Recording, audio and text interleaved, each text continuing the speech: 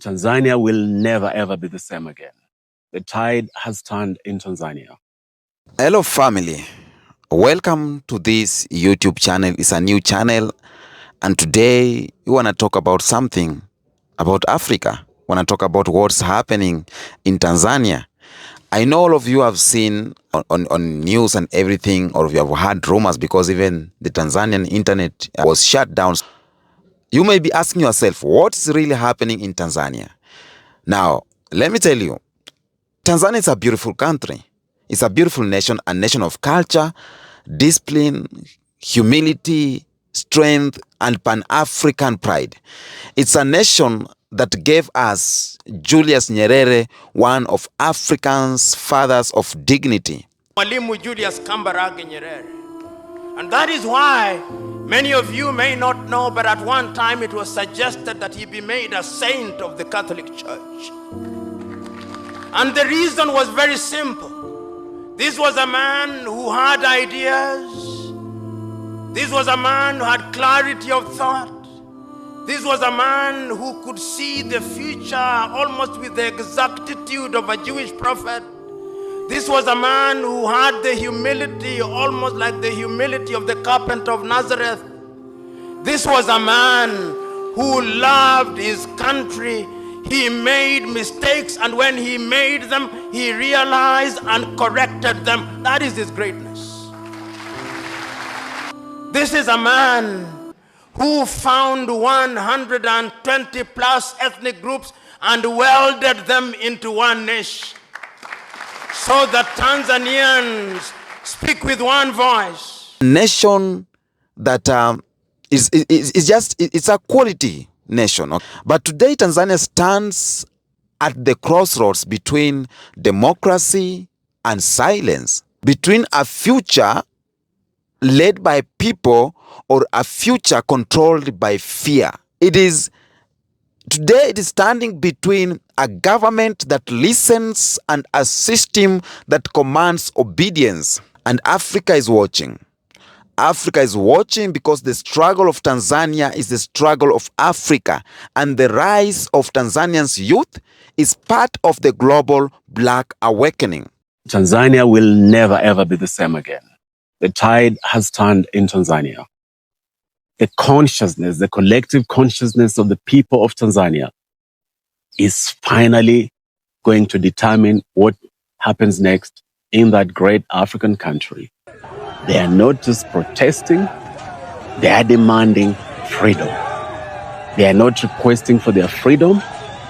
They are demanding that freedom is their portion, freedom is their right.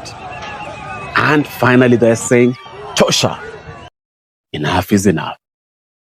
Amongst the things that they are doing is destroying property that belongs to celebrities and prominent people who continue to be diehard supporters of the ruling regime.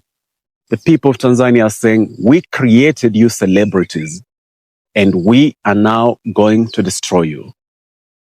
And there is truth in that statement, because for too long, corrupt regimes are usually enabled by a middle class, upper class, business people, prominent people who benefit from the corruption of respective ruling regimes, which is why the people of Tanzania are strategically saying, if you are going to continue playing a role in keeping us in chains, we're coming after you, because sovereign power belongs to us.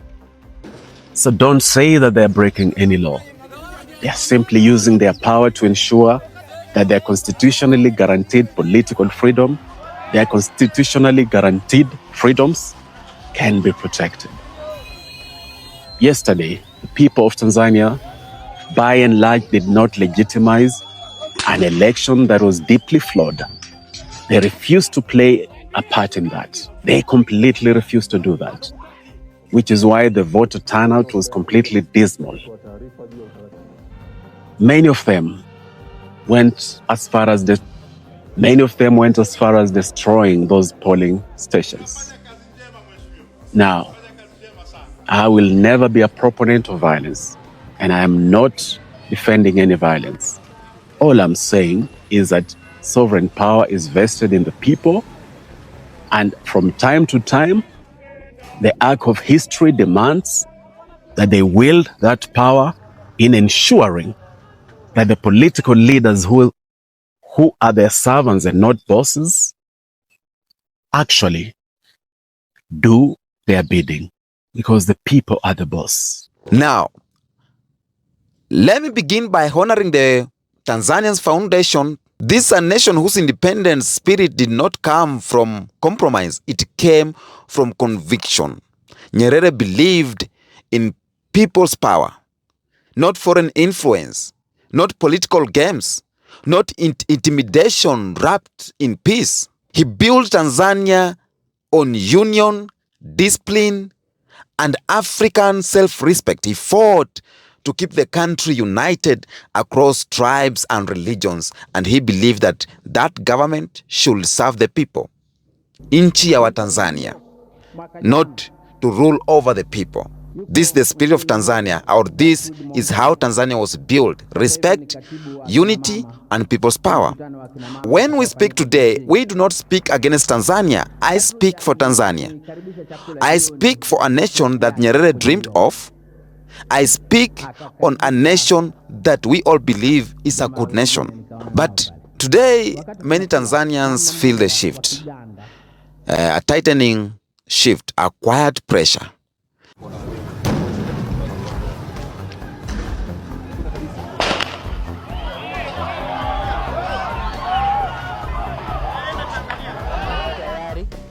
Nimeshakamilisha zoezi hili na ni waombe wa Tanzania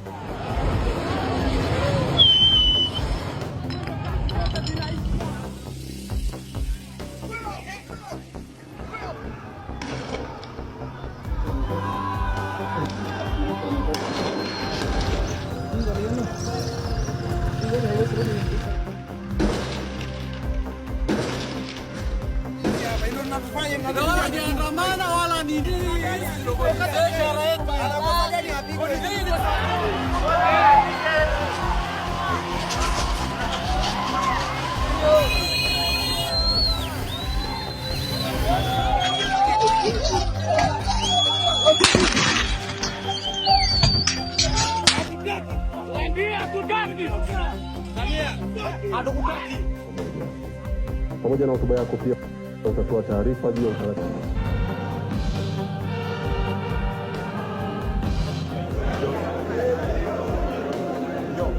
Unafanya kazi njema mheshimiwa. Unafanya kazi njema sana. Na hongereni.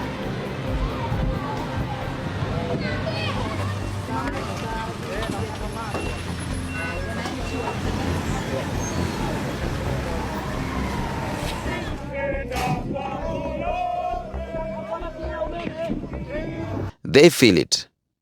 Elections with invisible boundaries, opposition that is seen as a threat instead of a right, youth activism treated like rebellion, police used to intimidate political voices, democracy managed instead of lived. And people are asking questions. What is the Tanzania, or where is the Tanzania that allowed dissent? Where is the Tanzania, or where is the leadership that listened to the people? Where is the spirit of freedom that it was inherited in Tanzania? Democracy is always not real when citizens fear speaking. Democracy is not real when leaders fear disagreement, police fear serving truth instead of serving orders. Speaking just with respect, African police forces were created in the colonial era, not to protect Africans, but to control Africans. Some government today still use them the same way to silence dissent, to protect political interest, to intimidate voices instead of criminals. And when police power replace public truth or public trust or public democracy, democracy becomes just a decoration. And that's what is happening in Tanzania right now. In Tanzania today, many young people say we don't have, or we don't hate our country, We hate being treated like enemies inside our own land. And that feeling is dangerous because it grows not just in Tanzania, but across the continent. You have seen what's going on. Something powerful is happening. A new generation in Tanzania is rising. The generation is educated, is informed. The generation is up, that is connected to global justice movement. They are not afraid to question authority, not willing to be pushed back to silence. And these youths are not anti-government. These are anti-oppression. They are pro-future. They want opportunity, not permission. They want dignity. They don't want authoritarian supervision. Tanzanians youths are saying we honor our elders, but we will not inherit old fear. This is not rebellion. What we are saying, it is maturity. It is patriotism. It's not that they hate their country. Leaders are saying that you are hating your country, you are destroying your country, but this is an evolution. A nation is alive when the youth speak, but a nation dies. When its youths give up. And Tanzanians youths are not near to give up, as you have seen them. And the reason the government fear these conscious youths is because they cannot manipulate official thinkers. They cannot scare informed mind. They cannot silence a connected generation. They cannot rule the future using old tactics. Youth no longer want to survive. Youth want to thrive. Youths want jobs, opportunities, political participation, a voice, a future worth thriving or striving for. So oppression cannot satisfy the hunger of a generation raised on ambition and awareness. Some leaders say that they are restricting politics to maintain peace. But let me tell you, controlled peace is not peace. It's a quiet panic. Silencing opposition is not stability. It is insecurity. Blocking youth's movement is not discipline, it's fear. Using of police intimidation, that is not leadership. And Samia Suluhu Hassan, what is doing, she is not doing, or what she is doing is not leadership. It is intimidation. And Africa, we have seen this story before. Leaders feared the youths. Then the youths become history makers. South Africa youths defeated apartheid. Senegal youth rejected manipulations. Kenyan's youth challenged state power. Burkina Faso youths reclaimed sovereignty. Sudan youths shock a military regime. This is what is happening. Tanzania youths are now writing their new chapter. And this foreign influence we are seeing in Tanzania is what is ruining this country. So I have a message to the Tanzania government. A lot have happened. We will talk on the next episode. The election have gone on. They have did what they did. Samia Suluhu, now she is a president. She won with 98% of votes. You see? So we speak as I speak as a pan-African, as a brother and sister to Tanzania with respect. Leadership is not easy. We acknowledge that. Security is important. We understand that. But silencing your own citizens weakens the state. And one day, this will eat you up. A strong government listens, but a weak government fears criticism. Okay? A confident leader debates opponents. An insecure leader arrests them.